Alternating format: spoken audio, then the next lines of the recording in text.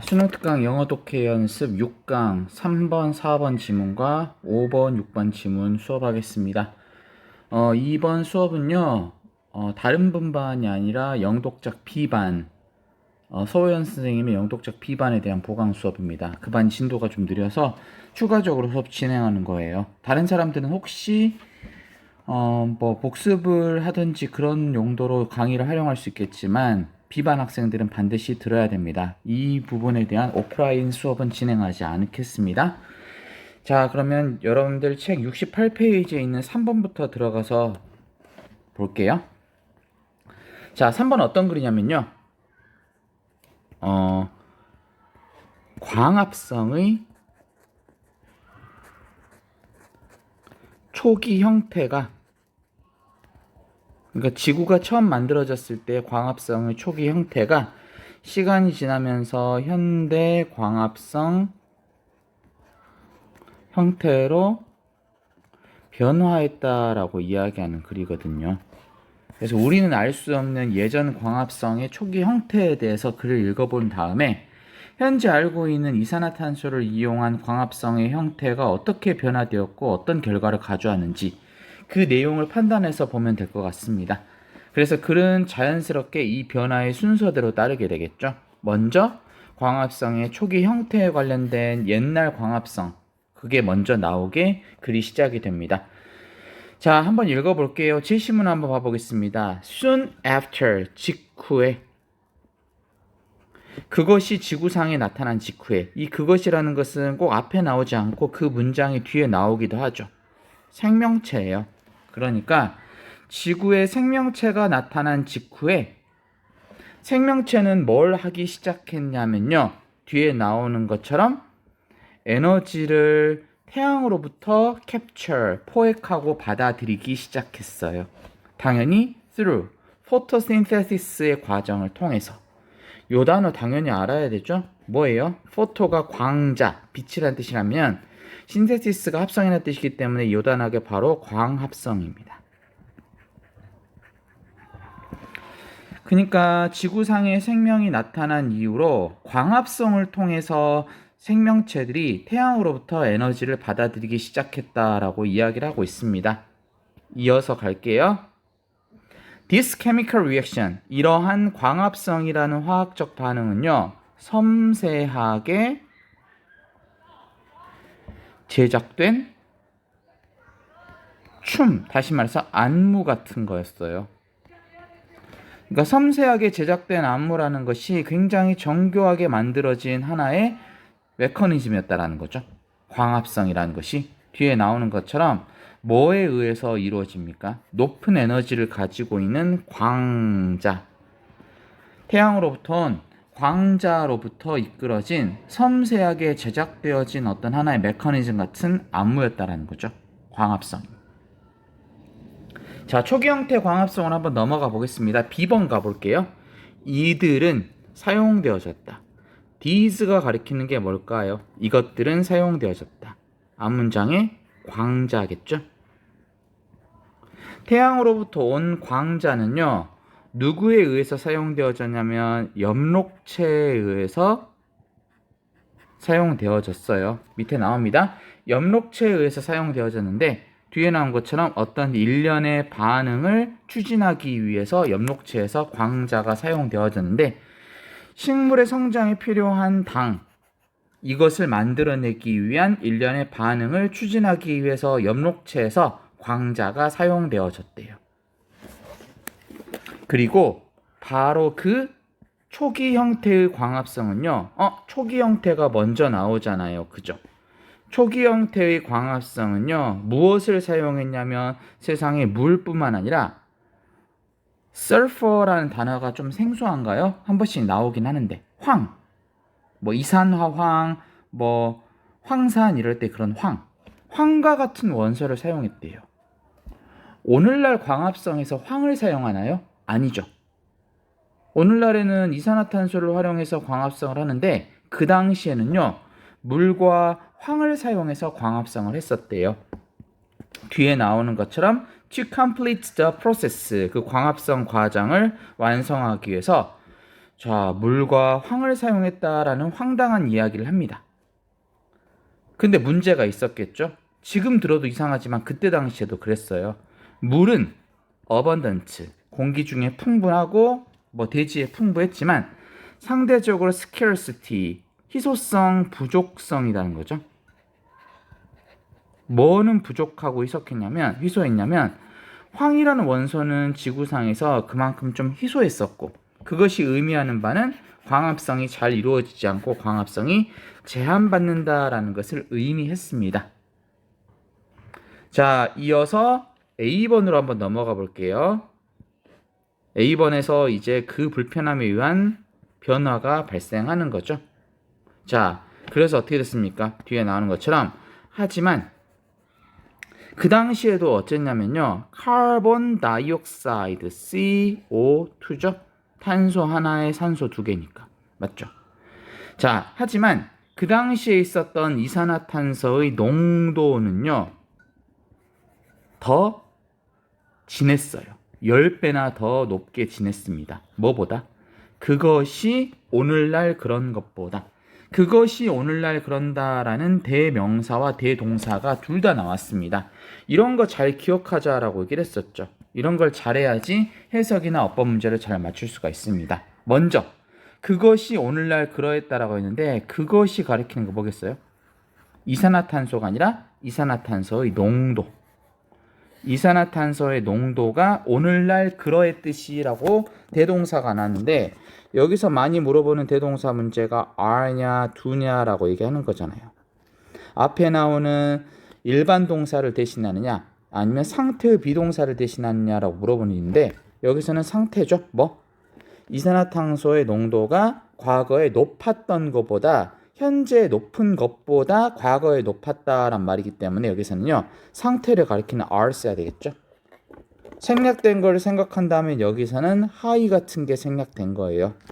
오늘날 이산화탄소의 농도가 높은 것보다 10배나 그 당시에 이산화탄소가 높았대요.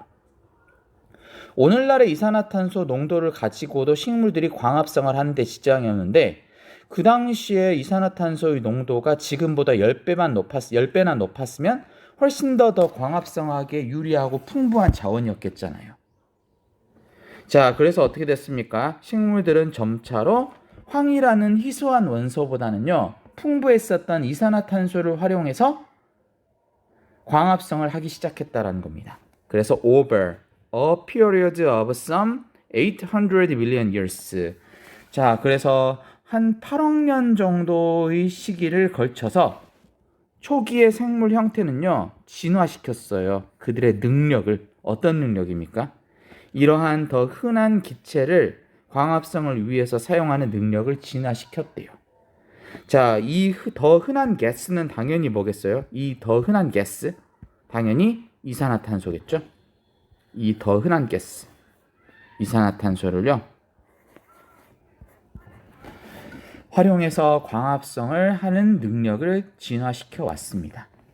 그래서 이제 오늘날의 광합성으로 넘어오게 되죠. C번에 가볼게요. No longer, 더 이상 뭔말 필요가 없는. 그래서 그 부족한 원소들에 의존할 필요가 없어지면서 그 부족한 원소는 뭐겠습니까? 황이겠죠?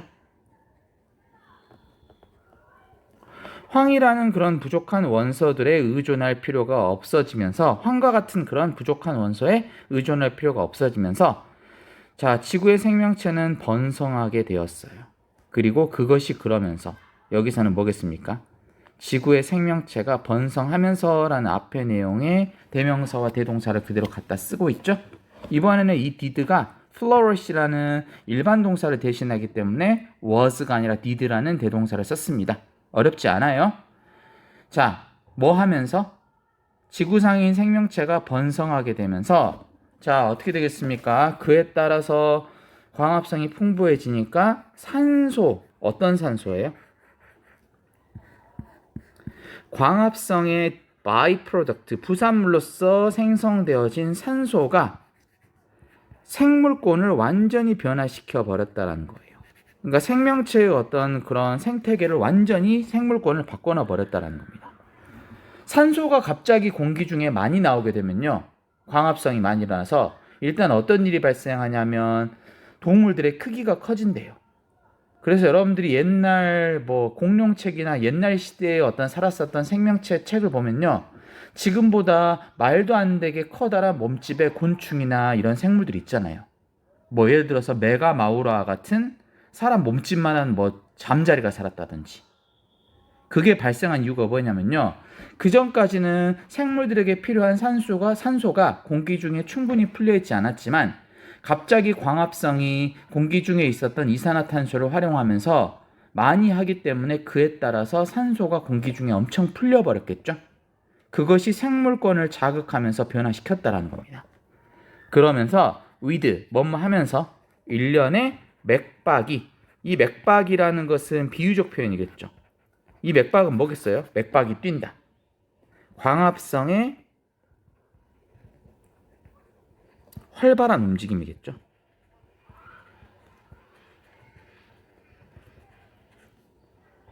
이런 광합성의 활발한 움직임 같은 그런 맥박 같은 경우가 뭘 증가시키면서 공기 중에 산소 농도도 증가시켰겠죠. 그렇죠? 어느 정도까지? 그전에는 1% 미만이었대요. 산소 농도가. 근데 광합성이 이산화탄소를 활용하면서 폭발적으로 산소를 많이 만들어내다 보니까 21%나 되는 오늘날의 산소 양까지 증가시켜버리면서 대기 중에 산소의 농도를 그렇게 올려버렸다라는 거예요. 광합성의 활발한 움직임 같은 그런 맥박이. 그러면서 생명체의 구성이나 생물권도 바꿔버렸다라는 내용이 나오고 있습니다.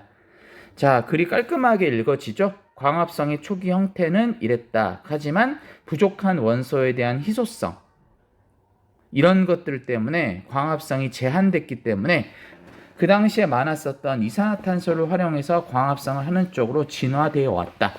그래서 자, 이산화탄소 활용해서 광합성이 활발하게 이루어지다 보니까 그것의 부산물로 나온 산소가 생물의 어떤 모습이나 생물권을 완전히 바꿔버렸고, 자, 그러면서 하나 또 있었던 거, 지구상에 있는 대기상에 있는 산소의 농도도 1% 미만에서 21% 정도 될 때까지 많아졌다라고 이야기하는 그런 글입니다.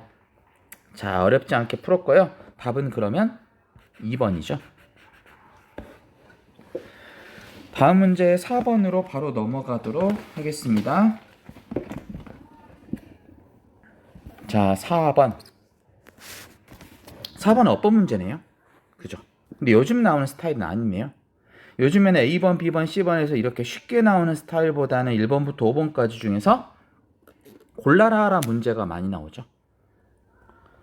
뭐 하지만 핵심적인 부분을 짚으면요, 결국에는 3개 중에 골라라, 5개 중에 골라라, 그런 난이도 차이일 뿐이지 요구하는 바에 물어보는 그런 패턴은 거의 비슷합니다. 어법부터 먼저 확인해 보면요, A번은 어때요? 컴마가 찍고 컨트리뷰트냐 컨트리뷰팅이냐 하는 물어보는 문제입니다. also라는 부사는 일단은 문장 구조에서 제쳐두면요, 앞에 문장의 형태를 쭉 봤더니 어때요? 앞에 문장이 주어 동사가 완성이 되어 있죠. 그 다음에 컴마 찍고 나왔기 때문에 분사 형식으로 들어가야지 맞겠죠. 기여하면서 라고. 자, B번은 어때요? result is that 많이 쓰지만 result can be 라고 쓸 수도 있겠죠. 결과는 이럴 수도 있다.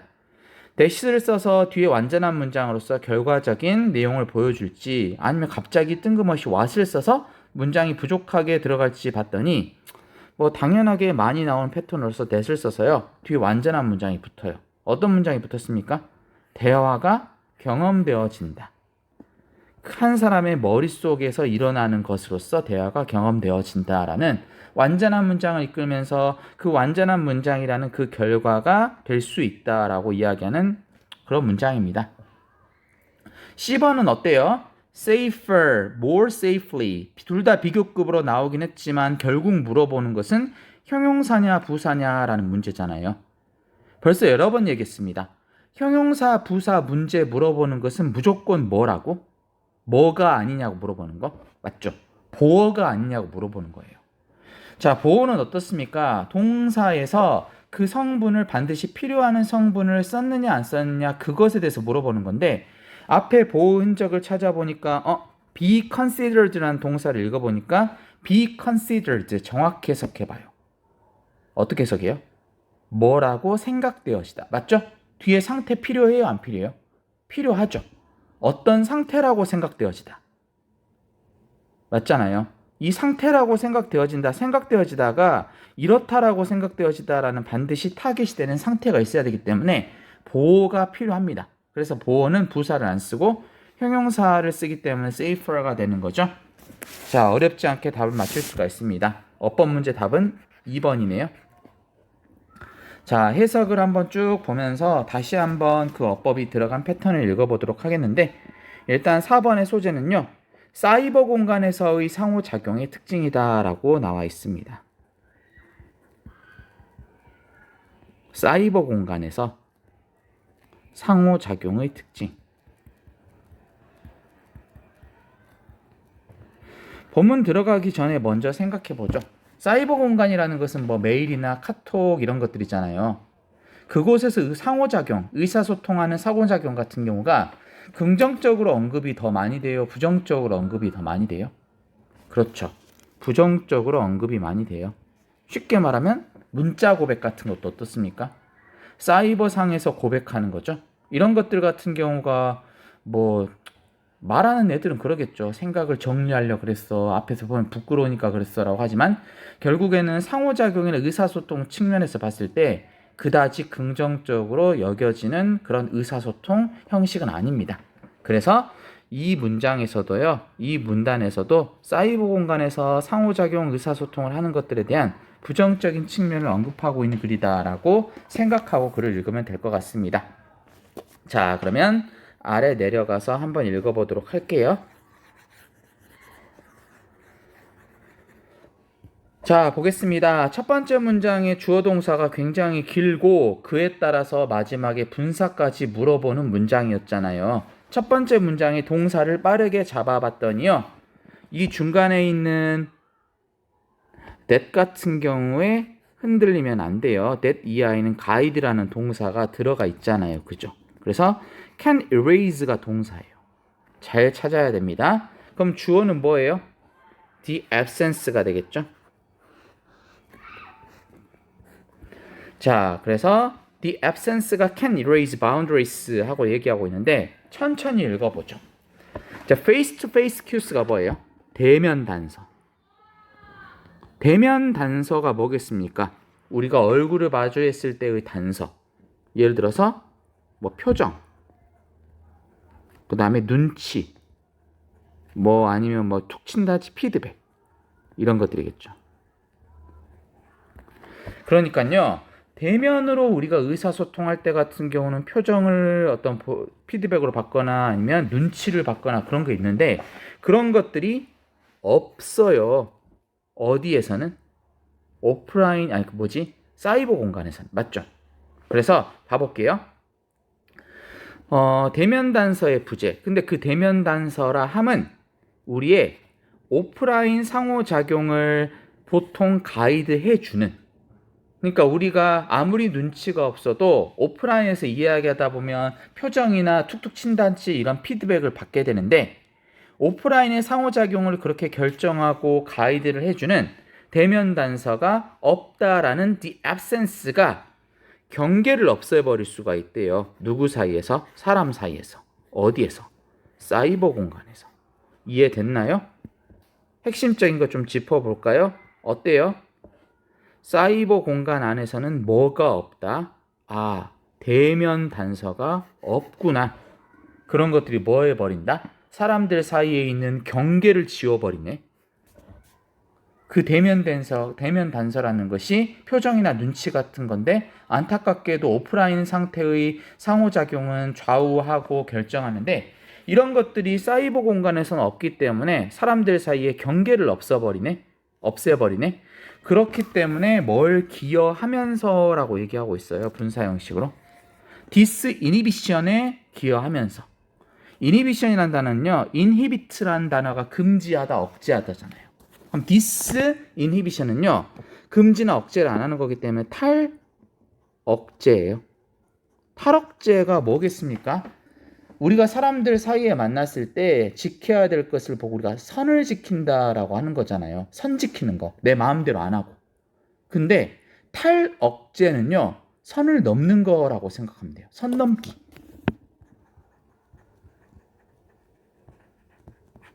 그러니까 대면 단서가 없으니까요. 사이버 공간에서는 선 넘는 것을 기여한다라는 거예요. 이런 것들이. 가상세계에서 선 넘는 것을 기여하면서 대면 단서가 없다라는 점이 사이버 공간에서 경계를 허물어 버리고 없애버린다라고 시작하고 있습니다. 이어서 봐볼게요. on email from somebody 어떤 사람으로부터 온 이메일이 아마도 경험되어질 수 있겠죠. 누군가에게 우린 이메일이 익숙하지 않으니까 카톡 생각해 보게요. 누구한테 친구한테 장문의 카톡이 왔어요. 예를 들어서 나랑 친구랑 싸우게 된 거죠. 불편했어요. 근데 친구가 그날 저녁에 장문의 카톡을 보냅니다. 근데 그런 누군가로부터 온 메시지나 이메일 같은 경우가 뒤에 나오는 것처럼 내적인 목소리로서 경험되어지는 거죠. 우리 머릿속에서. 무슨 말이냐면요. 우리가 이제 카톡을 보고 읽잖아요. 쭉 읽으면서 사실 걔의 글을 읽는 거지만 우리가 웅얼웅하다가 보면요. 머릿속에서 걔의 목소리가 들리는 것처럼 우리는 목소리 형식으로 그 메시지를 듣게 되는 겁니다. 좀 이해가 안 되나요? 좀 더 읽어볼게요. When reading another's message, 우리가 다른 사람의 메시지를 읽을 때 우리는 아마도 온라인 동료의 목소리를 듣는 것이 될 수도 있다. 뭘 사용해서? 근데 걔의 목소리가 진짜 들리는 게 아니라 우리의 어떤 목소리나 어투를 사용해서 걔의 목소리를 읽기 때문에 걔의 목소리가 우리 머릿속에 우리 목소리를 통해서 걔의 말이 들리는 것처럼 될 수가 있다는 거예요. 중요한 포인트는요.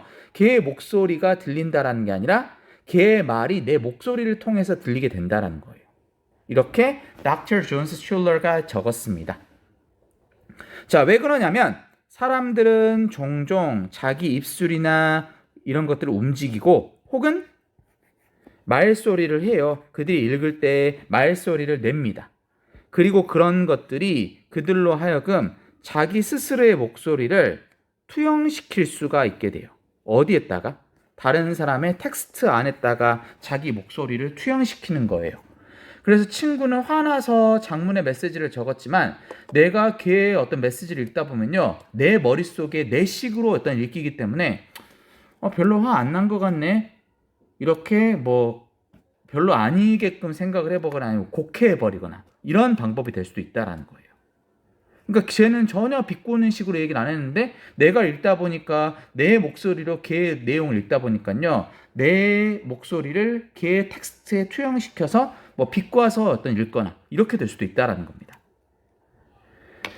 그러면 결과는 어떻게 될까요? 이하 완전한 문장. 대화가요. 경험되어지는데 실제에서 이루어지는 게 아니라 한 사람의 머릿속에서 대화가 진행되는 것처럼 경험되어져 버린 겁니다. 그리고 그것은 훨씬 더 뭐와 같냐면 독백과 같다라고 이야기를 하고 있습니다. 대화라기보다는. 어떤 대화? 실제로 두 사람의 독립된 객체에서 발생하고 일어나는 그런 대화가 이루어졌다라기보다는 훨씬 더 독백에 가까워 버린 거예요. 그러니까 나 혼자 머릿속에서 걔랑 말하고 있는 게 돼버린다는 거죠. 진짜 화난 당사자인 걔랑 이야기하는 것이 아니라. 자, 좀 더 이어서 가볼게요. 뭐뭐 때문에. 그리고 자기 스스로에게 변명하면서 이야기하는 거, 머릿속에서 자기 스스로에게 이야기하는 것은요. 일반적으로 어떻게 생각되어지겠어요? 더 안전하게 생각되어지겠죠. 왜? 내가 쟤한테 얘기하는데 쟤가 어떤 반응을 보일지 모르고 쟤가 화낼 수도 있으니까 직접 얘기할 땐 불안하지만 걔가 어떤 이야기하는 것이 직접 나한테 얘기하는 게 아니라 내 머릿속에서 내 목소리로 투영해서 들리는 거면요. 나는 훨씬 더 안전하게 걔의 말을 듣고 대화를 할 수 있는 거잖아요. 뭐보다? Talking to someone else. 다른 사람에게 이야기하는 것보다 내 머릿속에서 내 스스로 대화를 하는 것은 훨씬 더 안전하게 생각되어집니다. 그래서 나타나는 결과가 이런 나쁜 것들이죠. 조금 길고 해석하기 힘드니까 적어볼까요? 그래서 나타나는 결과가 이런 것들이에요. 뭐? 지극해보면 더 무분별한 개방? 내 마음을요. 안 해도 되는데 더 무분별하게 개방하는 거예요. 야, 내가 이 말까지는 안 하려고 했는데 이런 것들이 훨씬 카톡에 더 많이 나오는 거예요. 아니, 둘 사이에서 오프라인 대화하다 보면요, 이 말까지 하는 선을 안 넘을 수 있는 것을 카톡에서는 그냥 손으로 쓰다 보니까 넘어버리는 거예요. 왜? 손이 편해서가 아니라 내 마음에서 걔랑 직접적으로 대화하는 것이 아니라 훨씬 더 편하게 내 머릿속에서 독백에서 이루어지기 때문에 그냥 생각나는 대로 더 무분별한 개방을 해버리고 덜 책임감 있는 노출이 돼버린다는 거죠. 내 말에 책임도 안 질 거면서 그 말을 또 노출시켜버리는 거죠. 이런 게 카톡이나 이메일 같은 온라인 상황에서, 사이버 상황에서 이루어져 버리는 그런 잘못된 대화 형식이라는 겁니다. 자, not to mention, 뭐뭇은 말할 것도 없이, 뒤에 나오는 것처럼 dissolution이잖아요. 소멸, 없어져 버리는 거잖아요. 뭐는 말할 것도 없이, 경계가 소멸되는 것은 말할 것도 없이, 나와 다른 사람 사이에 있는 경계가 소멸되는 것은 말할 것도 없이 훨씬 더 무분별한 개방과 덜 책임감 있는 노출이 돼버린다라는 겁니다. 자, 이러한 소멸은요, 다시 말해서 경계가 없어지는 것은 우리를 도와주지 않아요. 어떤 것을? 우리의 보편적인 목표, 우리가 보편적으로 가져야 되는 목표를 이루는 것을 도와주지 않아요. 그 목표가 뭔데? 좋은 것들이겠죠. 심리적인 독립과 건강한 자율성.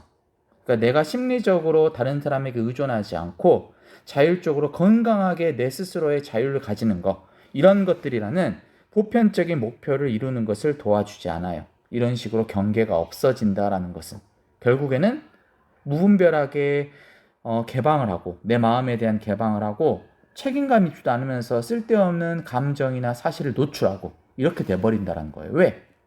직접 걔랑 이야기할 때보다는 내 머릿속에서 걔의 목소리를 내 말로 들을 때가 훨씬 더 편하게 들리거든요. 그러다 보니까 나는 편하게 맞받아칠 수도 있는 거고 그 맞받아치는 형태가 내 머릿속에서 끝나지 않고 사이버 세상에서 카톡이나 이메일로 어떤 이루어져 버리면요. 훨씬 더 무례하고 선을 넘어버리고 무분별하고 책임감 없는 노출이나 말 같은 경우가 튀어나올 가능성이 높아지겠죠. 요게 바로 뭐다? 사이버 공간에서 부정적인 그러한 상호작용의 특징이다라고 이야기를 하고 있습니다. 자, 어법 A번, B번, C번 꼭 다시 한번 정리해 보고요. 자, 오늘 마지막 문제 5번, 6번 지문으로 넘어가겠습니다. 5번, 6번 수업 진행하겠습니다. 5번, 6번 소재는요. 스마트시티와 범지구적인 지속 가능성이네요. 자, 생각해 봐야 될 개념이 세 가지가 있습니다. 먼저 스마트시티, 그다음 범지구적인이란 말, 그다음 지속 가능성이란 말. 일단은 스마트시티는 이따 설명하겠지만 스마트시티 이미지가 어때요? 좀 깔끔하고 편리하고 그다음에 막 이런 느낌이잖아요. 도시인데 굉장히 스마트하고. 범지구적이란 말은 뭡니까? 지구 전체적인, 다시 말해서 글로벌 의미예요. 그 다음 지속 가능성은 알고 있죠. sustainability. sustainability 같은 경우는 친환경이랑 관련이 있는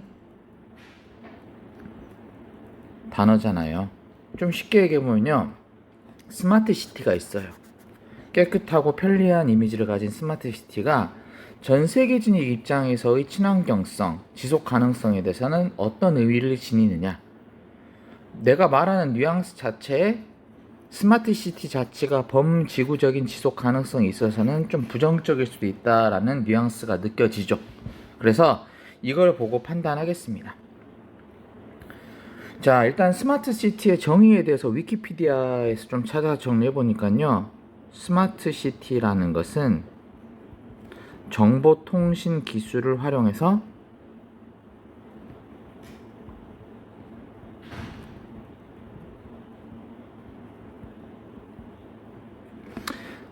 도시 경쟁력이니까 뭐 경제적인 것도 있겠죠. 그 다음에 시민 삶 향상시키고 그다음에 도시의 지속 가능성 추구하는 도시. 그러니까요, 스마트 시티란 용어 자체에도 깔끔하고 편리하게 관리하면서 좀 더 도시에 만드는 오염을 좀 줄인다, 이런 목표를 가지고 있는 것이 바로 스마트 시티예요. 우리가 든 생각이, 스마트 시티가 친환경성을 추구한다고 하면 스마트 시티 자체를 잘 만들어지면 전 세계적인 지속 가능성도 늘지 않을까라는 생각이 드는데, 여기서 포인트는요, 스마트 시티에서 지속 가능성을 추구한다고 해서 전 세계적으로 환경이 개선되는 건 아니에요. 쉽게 말해볼까요? 여기서 두 단락에서 어떤 식의 한계가 나오고 있냐면, 일단 첫 번째 단락에서는 도시 자체가 가진 한계에 대해서 나와요. 이게 무슨 말이냐? 스마트 시티로서 도시를 아무리 깨끗하고 친환경적으로 관리한다고 해도 도시라는 존재 자체가 어떻습니까? 오염을 만들어낼 수밖에 없어요. 그러니까요, 인간이 깨끗하고 환경에 피해를 덜 주는 쪽으로 살려면 도시를 깨끗하게 관리하기보다는 도시 자체를 안 만들어야 돼요. 시골에서 전원해서 사는 게 좋다라는 거죠. 근데 도시에서 살게 되면서 사람들이 오염을 만드는데, 스마트 시티라는 이미지 자체가 좀 깨끗하고 친환경적인 이미지이기 때문에 와, 깨끗하게 만들어주는 도시인가? 라고 오해를 할 수 있는데, 그건 아니다, 이런 한계를 가지고 있다라고 얘기를 하고 있고, 두 번째는요, 스마트 시티 그 안에서는 깨끗하죠. 근데 그런 것에 대한 대가는 누가 치릅니까? 도시 바깥쪽에 있는, 도시 바깥에서 살고 있는 사람들이나 제3세계 사람들, 혹은 도시에서 그 깨끗한 걸 유지하기 위해서 후세대에 그 도시에서 깨끗함을 유지하기 위해서 필요한 자원 같은 경우를 의존하는, 이런 반쪽짜리 친환경 정책밖에 안 된다라는 한계를 지적하고 있는 거죠. 자, 이런 내용이 들어가 있습니다. 자, 그래서요, 5번 제목을 먼저 맞춰보면 답은 뭡니까? 답은 1번이죠. 결국 뭐다? 스마트 시티에 있어서의 한계예요. 어떤 한계입니까? 전 세계적인 친환경적인 지속 가능성을 성취하는 데 있어서 스마트 도시의 한계, 스마트 시티의 한계다라고 이야기하고 있습니다. 자, 왼쪽 넘어가서 내용 정리를 한번 해보고요, 마무리 짓겠습니다. 자, 첫 번째 문단은 어떤 걸 내용한다 그랬죠? 그렇죠. 도시 자체가 깨끗해진다고 해서 뭐 전 세계적으로 깨끗하게 만들 수도 없을 뿐더러 스마트 시티라는 이 이름에 가려졌을 뿐이지 도시가 원래 사람들의 오염을 만들어내는 그런 원천이다라는 점을 지적하고 있습니다. 읽어볼게요. Smart cities are definitely nudging. nudging은요, 자극하다라는 뜻이거든요. 스마트 시티는 명백하게 세상을 자극하고 있어요. 스마트 시티가 어디로 향하게끔, 어떤 지속 가능한 목표를 향하게끔 도시를, 세계를 자극하고 있어요. 그리고 스마트 기술도 어때요? 눈에 띄게 도시의 서비스를 향상시키고 있죠. 뭐 안에서? 빠르게 성장하는 경제를 가지고 있으면서 불구하고 사람들의 도시의 서비스를 향상시키고 있습니다. 가장 주목할 곳은 중국에서처럼. 자, 그럼 이 첫 번째 문장 같은 경우는 어때요? 화자의 생각과 반대되는 개념이 나와 있어요. 스마트 시티가 명백하게 친환경적으로 향하게끔 세상을 자극하고 있고, 스마트 기술도 잘 해오고 있다. 왜? 눈에 띄게 도시 서비스를 향상시키고 있잖아요. 경제 성장도 빠르게 이루고 있는데, 이 점을 얘기하고 있어요. 근데 화자는 어떻습니까? 이 스마트 시티에 대한 극찬만 얘기하려는 게 아니라, 여기서 화자가 얘기하고 싶은 바를 정확하게 뭐라고 나와 있는지 한번 살펴볼게요. 뭐라고 났습니까? 하지만 incrementally improving the management of electrical grids, pollution and waste, transportation, and city services can take the world only a short distance towards global sustainability. 요 문장에서 주어 동사 찾기가 좀 힘들잖아요. 주어가 뭘까요? 동사가 뭘까요? 자, 이 문장에서 동사는 can take가 맞아요. 근데 주어는 뭘까요? 주어는 improving입니다. 동명사 주어예요. 동명사 주어가 동사니까 부사가 꾸며주고 있긴 하지만 자, incrementally improving 뒤에 있는 것, 뒤에 있는 것들을 incrementally하게 향상시키는 것, 요게 동명사 주어입니다. 근데 이 문장에서 중요한 포인트가 뭐냐면요, 이거예요. incrementally improving. 뭐? 밑에 있는 내용을 참고 해석해 보니까요, 진짜 나는 조금씩이라고 적게요. 진짜 조금 향상시키는 거. 진짜 조금 향상시켜요. 뭐를? 그래, 스마트 시티 뭔가 인간의 삶을 편리하게 하고 친환경적이도 기여를 하겠지. 그런데 어떻습니까? 전력망을 조금 관리하는 것을 조금 향상시키고요, 오염 문제나 폐기물 문제를요 조금 향상시키고, 수송 문제를 조금 향상시키고, 도시 서비스를 조금 향상시키는 것이 어쩐다? 세상을 움직이긴 하겠지만 어느 정도만 움직인다. Only a short distance towards global sustainability. 그런 식으로 도시 삶을 편리하게 하고 폐기물을 처리하고 효율적으로 한들, 전 세계적인 지속 가능성 향해서는요, 움직이는 거리가 많다 적다 거의 없게 조금 거리만 움직이게 만든다라는 거예요. 이 문장 이해 갔나요? 이 문장이 화자가 얘기하고 싶은 첫 번째 단락의 주요 문장인데, 자, 앞에 문장 뭐라고 나왔어요? 스마트 시티는 도시 경제를 발달시키면서 그 다음에 서비스도 올리면서 지속 가능한 목표로 사람들을 이끈다. 하지만, 그럴 수도 있겠지만, 그런 식으로 스마트 시티에 살면서 여기 나오는 것처럼 전력망이나 오염 문제나 수송이나 도시 서비스 같은 경우의 관리를 조금 향상시킨다고 해도 세상을 친환경 쪽으로 가게 하는 것은 진짜 작은 거리밖에 못 가게 해주는데? 라고 비판을 하고 있는 겁니다. 바로 어때요? 한계에 대해서 얘기하고 있는 거잖아요. 맞죠? 자, 이어서 가보겠습니다. 스마트 시티 기술은요 do very little, 정말로 하는 게 거의 없어요. 뭐 하는 데 있어서? 전환시키는 것을 거의 하지도 못하고요, 심지어 더 악화시켜버리기까지도 해요. 무엇을? 문제들을. 예를 들어서 쓰레기 폐기물 처리 문제랄지, 아니면 feelings of alienation, 뭐? 소외감이죠. 혹은 income inequality, 뭐? 임금에 있는 불평등, housing prices, 집값 문제, inequity of services, 서비스에 있어서의 어떤 불균형, 그 다음에 privacy rights, 사생활 문제, 이런 도시에서 발생하는 문제점들을요 조금 개선은 시켰지만, 그런다고 해서 이 문제점 같은 경우를 개선을 거의 하지도 못했고, 어떻습니까? 심지어 더 악하게, 더 나쁘게 만드는 경우도 있다라는 거예요.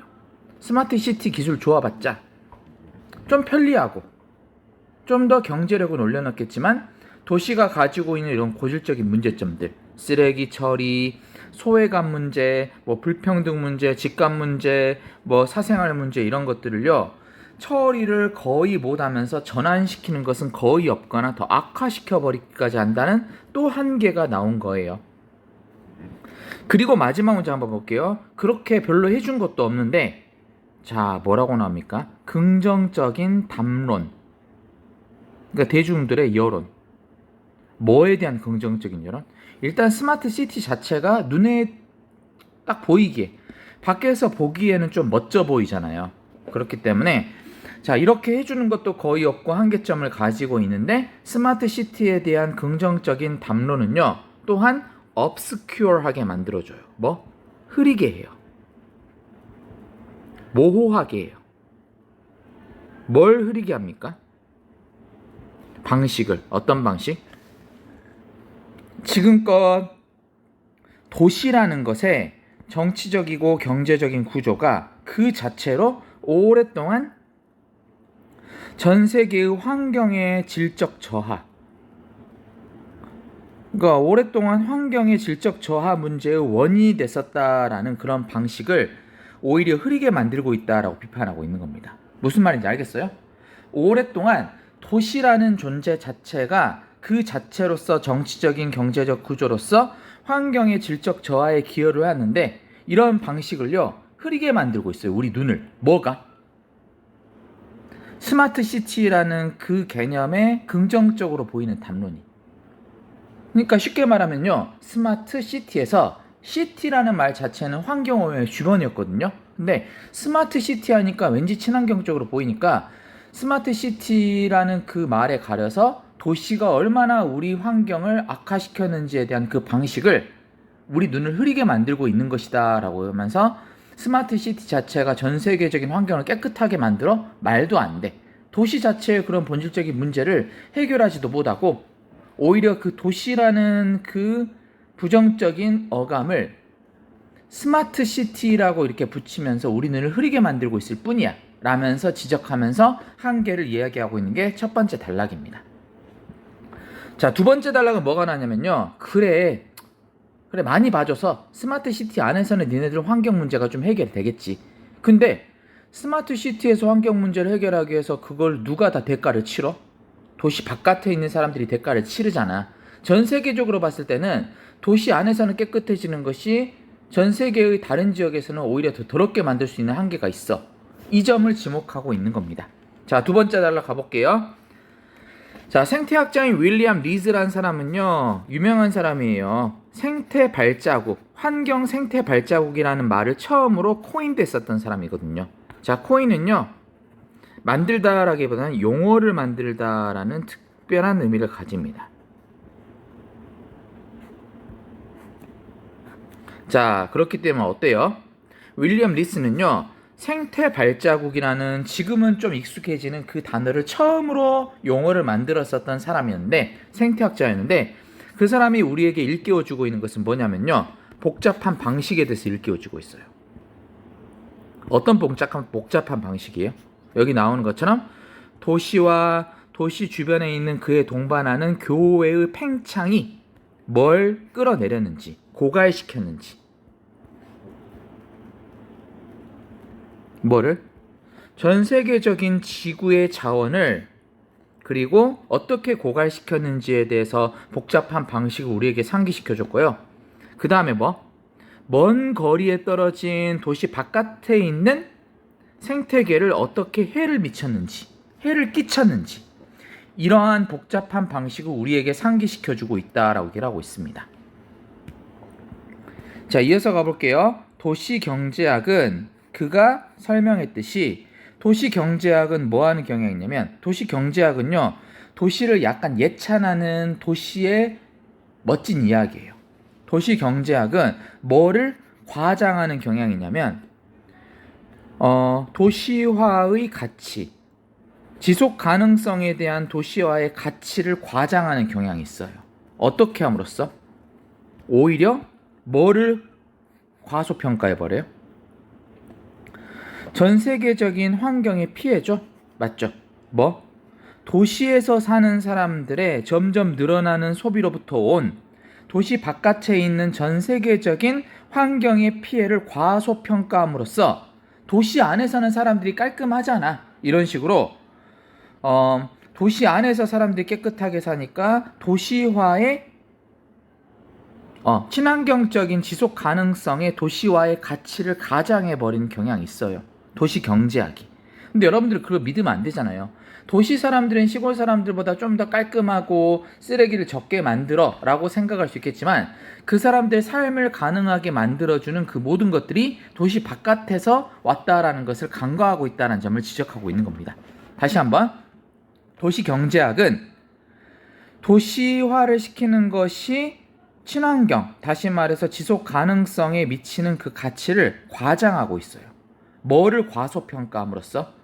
도시에서 사는 사람들의 소비가 증가하는 것으로부터 전 세계적인 환경의 파괴를 있다라는 것을 과소평가함으로써. 그러니까 도시 사람들은요, 뭐 깔끔하게 쓰레기 안 만들 수도 있겠지만 도시 사람들이 소비를 함으로써 나타나는 도시 바깥에서의 환경 문제를 간과하고 있다는 거예요. 자, 대부분의 도시들은 땅과 음식과 신선한 물과 천연 자원에 그리고 에너지에 의존하는데, 그것들은 다 어디서부터 와요? 도시 경계 바깥으로부터, 먼 바깥으로부터 오는 그런 것들에 다 의존을 해요. 그리고 그들은요, 도시들은요, 뭐에 의존하냐면 externalizing, 다시 말해서 외부화시키다. 외부화시키다라는 것은요, 바깥으로 돌려버리는 것에 의존해요. 뭐를? 그 희생이나 대가를.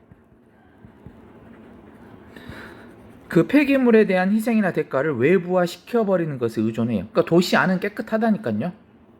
근데 그 도시에서 발생하는 그들의 소비로 인한 폐기물이나 쓰레기들은 다 어디로 희생이 외부화되어집니까? 멀리 떨어진 도시 바깥에 있는 땅, 그다음에 전 세계적인 공통적인 사람들, 그 다음에 심지어 미래 세대까지.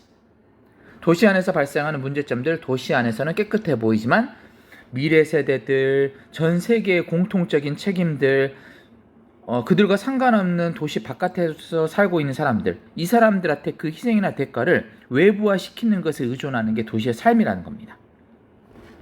그래서 그 다음 문장 봐볼게요. 요거 한번 해석해보자. measured locally. 지역적으로 측정된다라고 했는데, 이 지역적으로 측정되었다라는 게 무슨 말이에요? 어디에서? 그렇죠. 도시 안에서만 한정적으로 측정되었을 때. 도시 안에서 한정적으로만 측정되어지면 도시 안에서는 생태 발자국이 더 늘어나요, 줄어들어요? 줄어들어요. 도시 안에서 한정적으로 지역적으로만 측정되어지면요, 도시 안에서는 더 깨끗해지고 있는 거예요. 하지만 전 세계적으로 혹은 도시 바깥의 삶은 그들의 어떤 소비나 누림에 대한 대가로서 더 더러워지고 있다는 걸 지목하는 거기 때문에, 여기서 도시 안에서 한정적으로 측정되어지게 되면 여기 나온 것처럼 생태 발자국, 스마트 시티에서 살고 있는 거주민들의 생태 발자국은요, 어떻게 보일지도 몰라요. 더 줄어들게 보일 수도 있겠죠. 답은 2번이죠. 하지만 taking into account, 이걸 고려해 보는 거. 뭘 고려해 봅니까? 멀리 떨어진 땅의 소비에 대한 그림자, 소비에 대한 대가, 희생, 이런 것을 고려해 보면 이러한 도시에서 좀 줄어들게 보이는 생태 발자국은요, 다르게 보일 수도 있는데, 뭐를 가지면서? 여기 나오는 것처럼 깊은 사회적 환경적 대가를 가지면서. 누구에 대한 깊은 사회적 환경적 대가입니까? 소외되어진 사람들이죠. 어디에서? 도시 바깥에서 소외되어진 사람들의 사회적 환경적인 깊은 대가를 가지면서 다르게 보일 수도 있다는 거예요. 그리고 깨지기 쉬운 생태계에 대한 사회적 환경적 대가를 가지면서 겉보기에는 혹은 도시 안에서 한정적으로 측정되어졌을 때는 스마트 시티에서 살고 있는 사람들의 환경 발자국, 적게 보일 수 있는 그 환경 발자국이 다르게 보일 수도 있다라고 지적하고 있습니다. 자, 됐죠? 그러면요, 6번의 답은 어때요? 5번이죠. 왜? 아까 포인트가 뭐였죠? measured locally, 지역적으로. 이 지역적이라는 것이 도시 안에서, 스마트 도시 안에서만 측정되어진다면 그들이 만들어내는 환경 발자국은요, 적을 수도 있어요. 하지만 도시 바깥에서 전 세계적으로 봤을 때는요, 그들이 누리려는 어떤 삶의 어떤 기반이 되는 것들이 도시 바깥에서의 어떤 삶에 있어서 환경 발자국을 많이 만들어낸다는 걸 잊지 말라는 거예요. 생각해 봅시다. 스마트 도시에 살잖아요. 그럼 여러분들은 잘 짜여진 대중교통을 이용하고, 그 다음에 뭐 집 앞까지 포장도 안 된 상태로 깨끗하고 따끈따끈한 음식이 배달 오니까 자기는 쓰레기도 안 버리죠. 자가용도 안 타고 대중교통 이용하니까 환경 발자국, 그 안에서는 자기가 적게 만든다고 생각할 수 있겠죠. 근데 그 음식이나 그 식재료는 어디서 와요? 도시 안에서 농사를 짓지는 않을 거 아니에요. 내가 쓰레기를 안 만든다고 해서 내가 환경 발자국을 안 만드는 게 아니라, 내 환경 발자국을 안 만든 것에 대한 대가를 바깥에서 그 도시까지 들여오는 음식이나 식재료에 대해서 이미 환경 발자국 많이 만들어지고 있고, 그 다음 나는 대중교통 되게 편리하게 이용하지만 그 대중교통을 만들기 위해서 바깥에서의 어떤 그런 뭐 광물이나 자원들, 이런 걸 가져와서 도시에서 만들기 때문에 내가 개인적으로 그 안에서는 환경 발자국 안 만들겠지만 도시 자체가 존재하면서 도시 바깥으로의 환경 발자국에 대한 부담을 넘기고 있다라는 거 있기 때문에 스마트 시티 자체가 범지구적인 지속 가능성에 있어서는요, 달성하기 힘든 한계가 있다라고 지적하는 글입니다. 자, 좀 어려운 글이지만 한 번 더 읽어보면 자, 정리 충분히 가능할 겁니다. 자, 여기까지 해서 여러분들 보강 마칠게요.